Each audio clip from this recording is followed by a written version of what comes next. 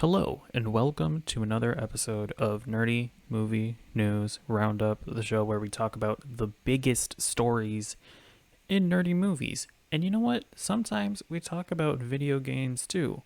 And speaking of video games, segue Guardians of the Galaxy, a new game has just been revealed. I'm reading from Polygon right now.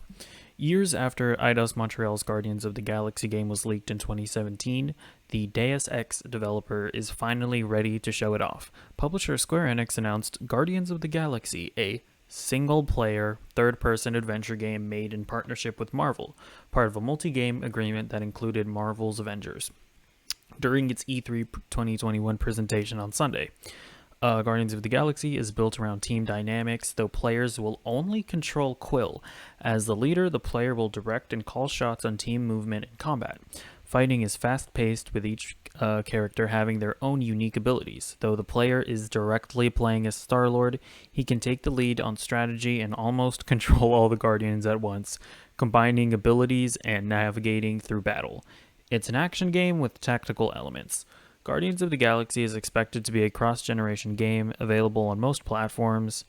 Prol and Marl, which I guess are like the directors or something, said the game has no microtransactions or DLC. Everything is available to the player to unlock through gameplay from the October 26th release date. So, yeah, this game has been rumored for a long time. I guess it says it was leaked, so I don't know, maybe it was confirmed and I just didn't know about it, but I watched the trailer and I watched the gameplay demo, and I'm pretty optimistic about this. I would say I'm cautiously optimistic at the moment. Like, I really didn't like the Marvel's Avengers game, and I think the main reason why that game was hampered was because the studio had to like develop this like live service thing as well as the campaign, and I just think the campaign suffered from it, both gameplay wise as far as like level design and in the story department, because it kind of had to eventually like expand into this thing where you would eventually go out and play in the live service game, and it just wasn't a satisfying story or gameplay experience.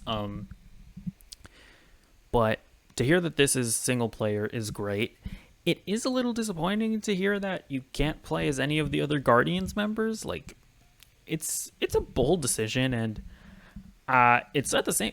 While it's disappointing, it's also kind of intriguing. But I don't know. I wanted to play as Rocket Raccoon. All right, I want to, I would have wanted there to be like stealth missions where you play as Rocket and you set traps and stuff. And I don't know. Obviously you want to play as Groot, but you can only play as Quill. And from the gameplay demo, it kind of looks like, now I've never played a Final Fantasy game, but from what I've seen, it kind of looks like modern Final Fantasy, where it's like real-time action, but then you can kind of like slow down time and tell your party members what to do. And that's kind of how it's kind of like how modern Final Fantasy simulates turn-based combat in a more real-time setting. That's kind of what it looks like. So you'll be able to do stuff as Star-Lord, and then you'll be able to like slow down time and tell the other Guardians what to do during combat.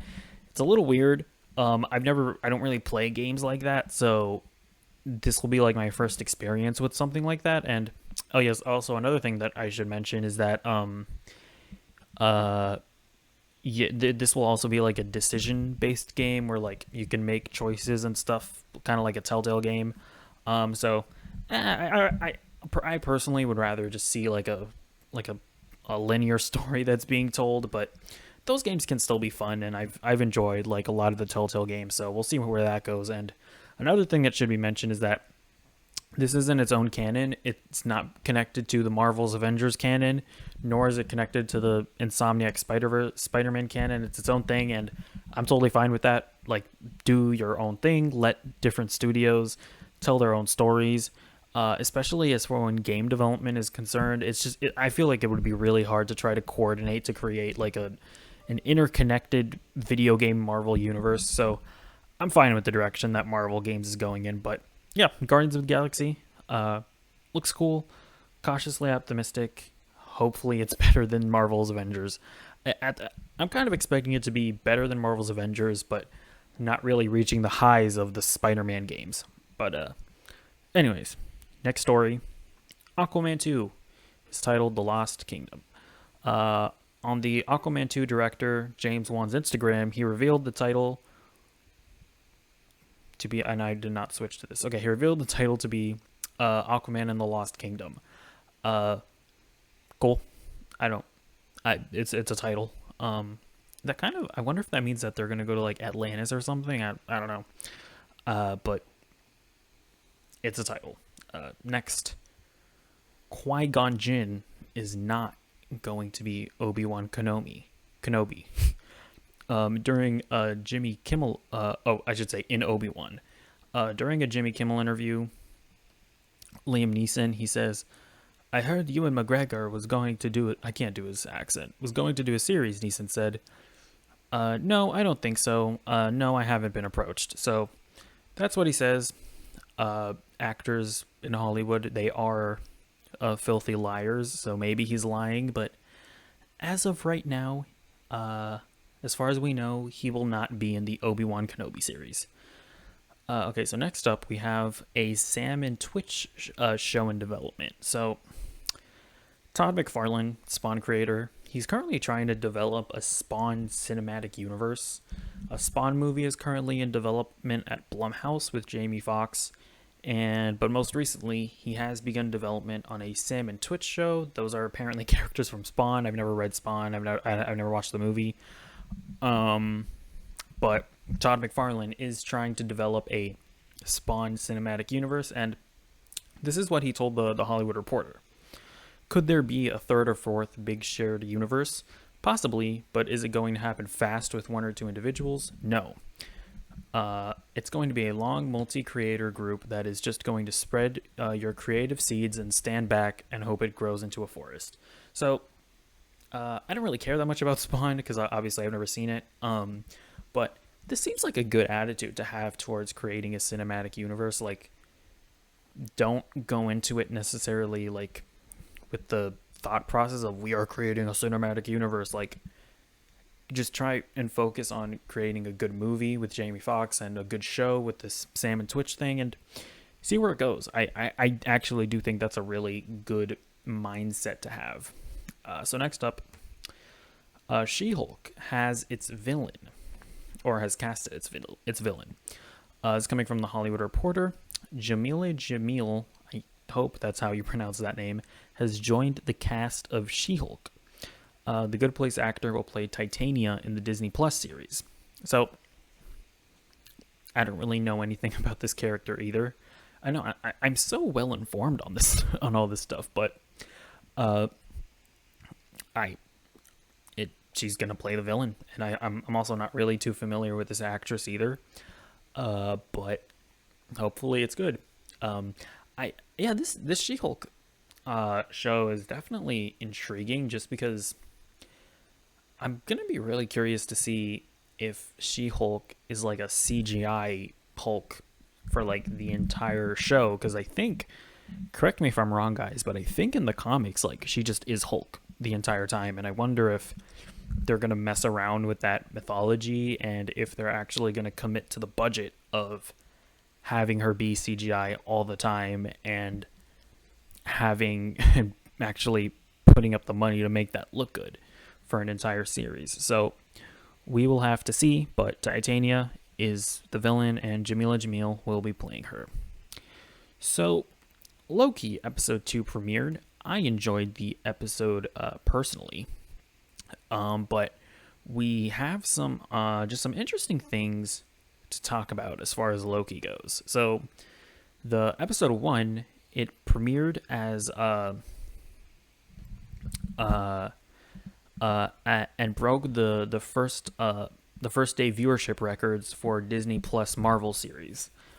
This is coming from Deadline. Samba TV reports that Loki's Wednesday premiere drew 890K U.S. households, which the third-party streaming stat organization said is the largest U.S. premiere day audience for any of Marvel's Disney Plus shows. Loki's 890K households bested the first day of The Falcon and the Winter Soldier, which had 759K, and WandaVision, which had 655K. So, these Marvel shows, they yeah, like it makes sense because these Marvel shows I think have just been building up steam, and there hasn't been one which has been like people have just agreed upon it being really bad yet. So it makes sense that the numbers just kind of keep on growing, and that the enthusiasm would just transition from series to series. And also, Loki is probably the biggest character or most popular character that they've done a series with thus far. But another thing that I kind of wanted to talk about as far as Loki is concerned is Kang the Conqueror in Loki.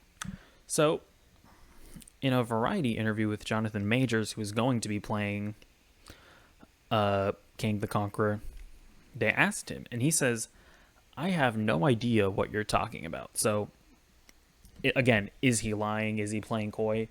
We don't know, but there's some interesting stuff to work with. So, as far as Kang goes, so up on the top left here, that is how Kang looks in the comics, right? Now, if you look at right next to him, you have one of the timekeepers, right?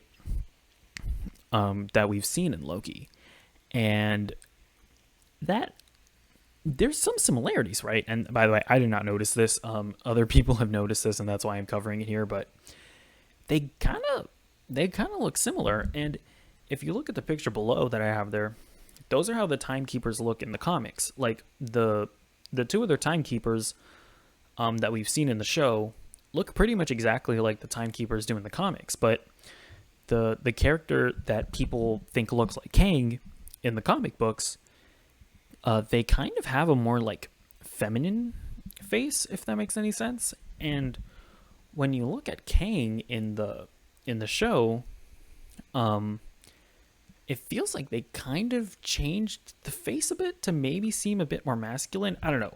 I'm definitely grasping at straws, so let me know if I'm being ridiculous, but I wonder if they're maybe changing the face of that character to look a bit more like Kang the Conqueror as far as the skin color goes, because he's blue, and maybe to fit more with Jonathan Majors' face.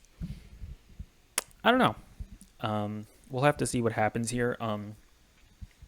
Because I also, in watching Loki episodes 1 and 2, like the way that they're talking about the timekeepers and how mysterious they are kind of makes me wonder, like, how, like, I don't think they're like these deities. I don't think they're these omnipotent beings. I think there's something going on with them.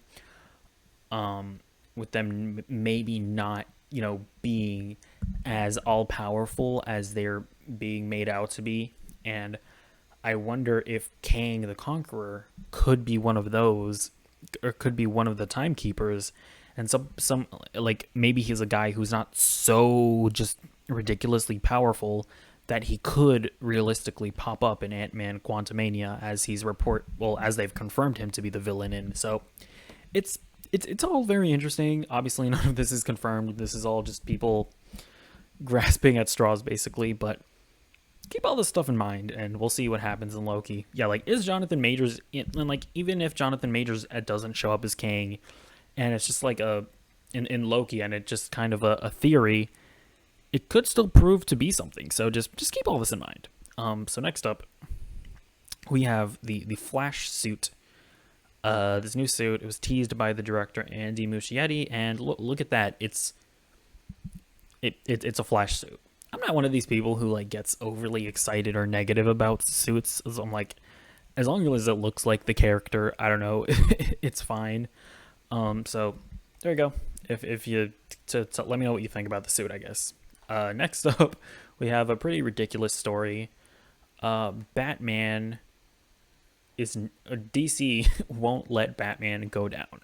So, in a Variety interview with the Harley Quinn series' producers, Justin Halpern and Patrick Schumacher, I don't know if he's related to Joel Schumacher. That would be interesting if he was, but It's incredible. They say it's incredibly gratifying and free to be using characters that are considered villains because you just have so much more leeway, says Halpern. A perfect example of that is in this third season of Harley, when we had a moment where Batman was going down on Catwoman, and DC was like, "You can't do that. You absolutely cannot do that." They're like, "Heroes don't do that." So he said, "Are you saying heroes are just selfish lovers?" They were like, "No, it's that we sell consumer toys for heroes. It's hard to sell a toy of Batman if he's also going down on someone." Now, this is a really weird story to me because, I mean, just straight up, let my man live, okay? Let my man Batman do what pleases him, if it's all consensual, of course. So, free Batman, let him go down on Catwoman. But the you I I also wonder if like there's some semblance of misogyny going on here, and I'm not even trying to be like oh look at the SJW social justice warrior. Like I'm not even like I don't. It's just weird because I mean, if you look at the Zack Snyder movies, they're totally fine with him like killing people, and like I'm not trying to say that like Zack Snyder shouldn't have done that. It's like it's whatever, it's his decision what to do with the character. Who cares? Like I'm fine with him with Batman killing people. I prefer him not to, but whatever Zack Snyder did his decision. I'm not trying to come after him here, but like DC was fine with Batman killing people. If you watch the Killing Joke movie, they were totally cool with him doing it with Batwoman on a rooftop. It's kind of weird to me that in this very specific situation, they're saying, no, Batman can't go down on Catwoman like that. It's a little weird to me. But I don't know. It's also just a very weird story. What is that scene still going to be in Harley Quinn season 3? Will it be like a more toned down version? Who knows? We'll have to see what they do with the third season. But yeah, just a very weird story. Just because, like I said, you've let the character do other things in the past, and you were fine selling toys of him there. You've already like shown him having sex in a cartoon as well, so it's not even like it was a thing explicitly made for adults. Although I guess the Killing Joke was made for adults, but you know what I mean. You've allowed him to do things before, and by the way, even though the Killing Joke was made for adults, so is Harley Quinn. So it's just a very weird thing that they're drawing the line here, specifically here, where there is kind of a weird misogynistic element to the whole thing. So I don't know. Who know? I'm not a mind reader. I don't know what their explicit motivations are, but very weird. Free Batman. Let him go down on Catwoman. We need to start that movement. All right, Snyder cut people. Are you there? You want something else to argue about? Let's go do it. But anyways, moving on from that story. Or for people, because the thing that we are really reaching on here is okay, hold on, I did that too soon, and I'm not editing this show. But okay, so Spider-Man No Way Home. Obviously, one of the things that we've all been kind of speculating, and it's been rumored, and it's more or less confirmed that there is going to be some type of multiverse element here with the movie, because we know for a fact, due to reporting by really credible sources like The Hollywood Reporter, that Alfred Molina and Jamie Foxx are coming back as Doc Ock and Electro. We know that. It's more or less confirmed. It came from really credible sources like the Hollywood Reporter. But what's been rumored is that Andrew Garfield and Tobey Maguire are going to show up as their versions of Spider-Man. And I mean, not to mention that just in other areas in the in the MCU, like especially right now in Loki, we're seeing multiverse stuff. But what's really interesting now is that an Argentinian Sony account tweeted out a No Way Home teaser with what appears to be a Spider-Verse tease. So I'm just gonna play this, and or you'll for see what we're people, because talking the thing about. that So we are really reaching on here's the here is tease. this glitch confirms the Sin camino Spider-Verse, a because it's a casa. very similar glitch to No way Spider-Man Into home. the Spider-Verse. You saw it there, right? You saw that? You saw the glitch? Try and play that again. Or for people, because really reaching on here is this glitch confirms the Spider-Verse, because it's a very similar glitch to Spider-Man Into the Spider-Verse. That's a Spider-Verse tease, is it not? And they deleted the tweet. They deleted the tweet after they tweeted it. And when you do like a freeze frame on like when it glitches out, is that not sort of a graphic design that resembles Into the Spider-Verse? Like, I don't know. I don't know. Are we grasping at straws, or are they more or less confirming Into the Spider-Verse? And I mean, it could also, I mean, I guess this doesn't necessarily confirm like that Tobey Maguire and Andrew Garfield are going to be it, because maybe this means that it's going to cross over with the actual Into the Spider-Verse animated movie. But it's just a really weird thing to tweet out, a weird like purposeful edit, and then very suspicious that they then decided to delete the tweet. I don't know if some like intern accidentally tweeted it out early, but I don't know. My personal theory has been that, you know, if Andrew Garfield and Tobey Maguire are in it, like I guess if they have like substantive roles in this movie, then I feel like we would have already either seen set photos or it would have already gotten reported. So if they're in this movie, they're not going to be in it for much. It's going to be basically a cameo. My personal theory has been, what if they're in Doctor Strange Into the Multiverse of Madness? Because that is also Spider-Man is going to be in that movie, and what if they're in that movie? Then that would give us more time before like the Hollywood Reporter or whatever, you know, got the scoop. But this coming from an official Sony account, I don't know if an intern just randomly tweeted it out on accident. It's really making me reconsider my my thoughts here. That maybe there is like a really heavy Spider-Verse element here. I don't know. Well, again, this isn't confirmation by any means, so we'll have to wait and see. But either way, that is going to be the end of this episode. A lot of cool stories. I really want to know what you guys think of the Guardians game. Do you think it looks cool? Do you think, like, are you just burned after Marvel's Avengers and you don't want anything to do with Square Enix and Marvel? What do you think about Kang being teased in Loki? It's that one is really intriguing to me. Just because I really like at this point in time, I don't think that I think there's something going on with the Time Variance Authority. Wouldn't be surprised if they turn out to be the villains, kind of like that switch in from the Nova, or is it the Nova Corps? I think it was the Nova Corps, right? And the Skrulls in Captain Marvel. I would not be surprised if something similar to that happened here.